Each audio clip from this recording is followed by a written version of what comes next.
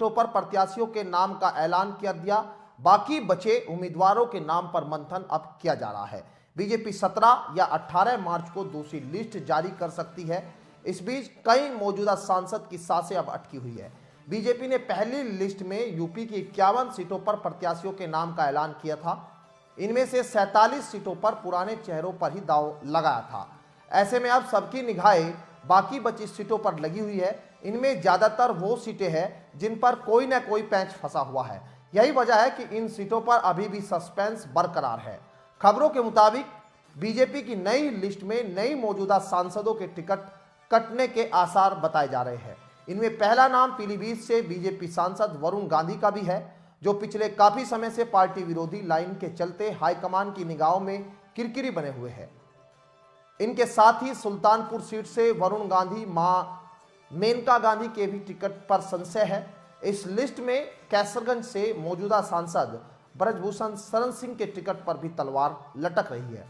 महिला पहलवानों के आरोपों के बाद बीजेपी उनका टिकट पत्नी या बेटे को दे सकती है, इस तरह की भी चर्चाएं लगातार है।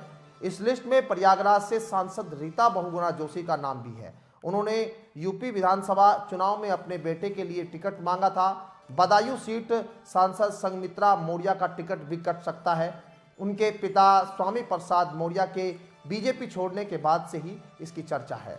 इनके अलावा बीजेपी के सिटिंग सांसद सत्यदेव पंचोरी, संतोष गंगवार, जनरल वीके सिंह का टिकट कट सकता है।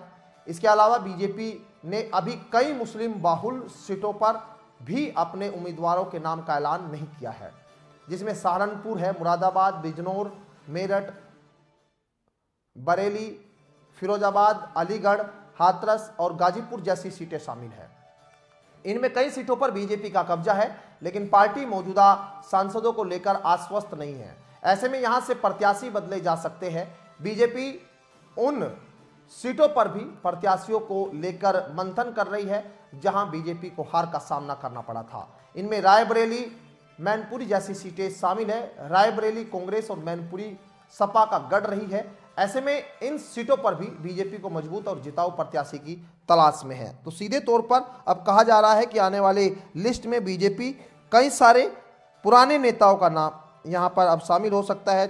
चुनाव में नाम जो है उनके काटे जा सकते हैं।